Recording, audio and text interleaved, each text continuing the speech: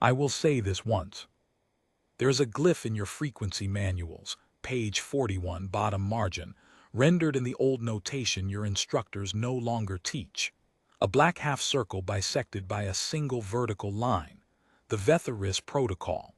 You have been told it marks a classified band.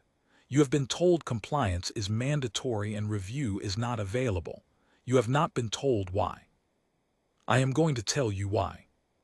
23 years ago, I commanded the Orvith Deep Array on the Ratine Verge 14 crew, a passive intercept station tasked with cataloging ambient emissions along the sectors bordering human space. We did not transmit. We did not provoke. We sat in the outermost margin of the Velanthes Concord's charted territory and we listened, the way your training has prepared you to listen, with instruments pointed at silence, expecting silence in return. For 11 months, that is what we received. Background radiation, pulsar residue, the ordinary acoustic dust of a galaxy going about its business while giving one region a wide and wordless berth. Our reports were filed on schedule. Our morale was adequate. Nothing in the data merited a second reading. On the first day of the 12th month, Signals Officer Karavestrin flagged an anomaly on the lower harmonic bands. A rhythmic emission from a point well inside the exclusion boundary. Not a transmission, not a beacon, not language, not in any framework our decryption protocols recognized. A pulse, steady, unhurried, older than anything our calibration models could date. Vestrin described it in her initial log entry with 3 words I have not been able to set down in 23 years. She wrote, "Not unpleasant." That phrase should have been enough. It was not. I will tell you what the Vetharis emission sounded like, because your manuals will not and your instructors cannot. It did not sound like a weapon. It did not sound like a warning. It sounded like something vast and patient turning over in the deep. Something that had been turning for longer than our species had possessed the ears to hear it. And the turning had a rhythm, and the rhythm had a structure, and the structure was, I will use the word because I have spent 23 years searching for a better one and have not found it, beautiful. Within 3 days, Vestrin had extended her monitoring shift twice without filing the requisite form. I noted the irregularity. I did not act on it. Within 6 days, 4 members of my crew had begun requesting additional time on the lower band stations. Cross-referencing, they said, calibration verification, harmonic mapping for the quarterly audit, professional language properly filed citing real procedures. All of it lies. I knew this because I had listened once for 11 seconds on the first morning before Vestrin filed her report. I had not logged it. I did not know at the time that there would be anything to log. By the second week, 2 officers, Torvinal and Keshadren, had submitted transfer requests to inner verge monitoring stations, closer to the border, closer to the source. The requests were filed through proper channels and justified on career advancement grounds. I denied them both and did not examine why the denials felt urgent. The omission did not compel.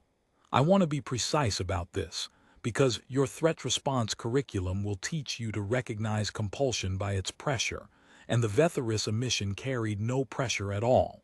It organized. It arranged something inside the listener that the listener had not known was out of order. The way you might discover a room in your quarters you had never opened, and find it furnished, and find it warm, and realize you had been cold for as long as you could remember without having had a word for it. By the 3rd week, I could hear crew members humming the cadence in the commissary. Not all of them, only those who had spent time on the lower band consoles. They hummed it the way you hum a phrase from childhood, not performing it, not even aware of it. When I asked Torvinal to stop, he looked at me with genuine confusion. He had not known he was humming. I ordered the frequency sealed that afternoon. Full blackout, every lower band console locked, every recording of the emission quarantined under my personal cipher. The crew complied without protest. There was no argument, no resistance, no dramatic confrontation. They simply went back to their duties. That night 3 of them, Vestrin, Keshadren, and a junior cartographer named Seth Loving walked to the station's forward observation port and formally requested permission to take a survey shuttle to a point 19 light minutes closer to the source. Not to cross the boundary, not to make contact, simply to listen from a position where the signal would be, in Vestrin's word, clearer. They were calm, articulate, certain. They cited precedent from the Concord's own exploration statutes correctly, as though they had studied them for months. Vestrin smiled when she presented the request. I had served with her for 4 years, across 2 border postings, and I had never once seen her smile. I denied the request. The next morning, Kesha, Dren, and Lovin were found in the hangar bay. They had bypassed the docking locks. Not by force, not by any method our security audit could reconstruct afterward. They simply knew the access codes. Adren told me when I asked how that he had always known them. He was not lying. He believed it completely. That was the part that did not leave me. Vestrin was in her quarters, seated on the floor, eyes closed, tapping the rhythm on her knee with one finger. Tap, tap, tap, tap. The exact cadence the emission carried across 40 light-years of open void. She did not open her eyes when I entered. She said, and I will carry this sentence until whatever holds my memory gives out, "It is not a sound, Commander. It is a correction." I had the 3 of them transferred off the array that afternoon. Priority medical rotation. The paperwork cited fatigue and environmental stress. Then I transferred 4 more. Then the rest.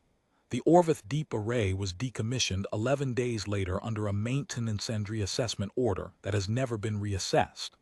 The Vethris Protocol was drafted from my sealed deposition and applied retroactively to every listening installation within 60 light-years of the exclusion boundary. No crew is to tune below the 14th harmonic band within that radius. No recording of the emission is to be stored on any system with navigational access. No officer who has heard it is to be posted within the protocol's perimeter again. That last provision is the one that applies to me. I have been at this academy for 22 years. My assignment here was described in the transfer order as a senior instructorship, and I have allowed that language to stand. Because the alternative is a longer conversation than the Concord's Personnel Directorate is prepared to have. The HFY Frequency Academy is the farthest installation the Concorde maintains from the Ratine Verge, 914 light-years from the nearest point on the exclusion boundary. That distance was not selected for its instructional value. I heard the emission for 11 seconds on the first morning.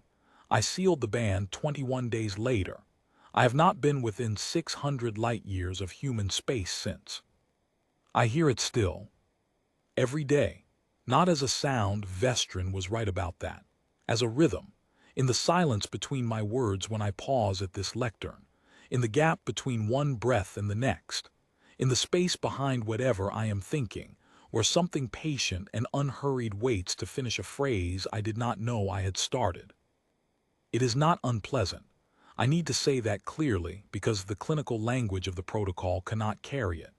The Vethris emission is not a weapon. It does not threaten. It does not damage. It does not pursue. It offers. And what it offers is so precisely shaped to what the listener did not know he lacked that refusing it is an act of will I must perform every morning and every evening, and in every silence that falls between.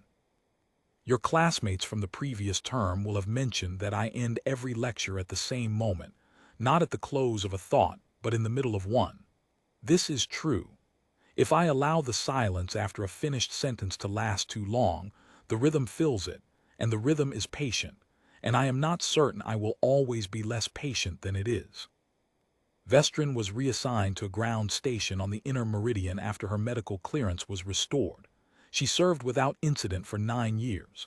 On the first day of the 10th, she resigned her commission, purchased passage on a freight hauler bound for the outer verge, and walked off every tracking system the Concorde maintains. The hauler's last filed course correction placed it on a heading consistent with the exclusion boundary. No wreckage was recovered. No distress signal was received. The Concorde does not list her as deceased. It lists her as unrecovered. I do not know what that distinction means to the record keepers who maintain the file. I know what it means to me. There is a glyph in your manuals, a black half circle, a vertical line, the Vetharis protocol. Do not tune below the 14th harmonic band within the perimeter it defines. Do not research the emission it was written to contain. Do not ask your instructors what it sounds like. Ask me instead why I tap my finger on this lectern when I think no one is watching. This concludes the course.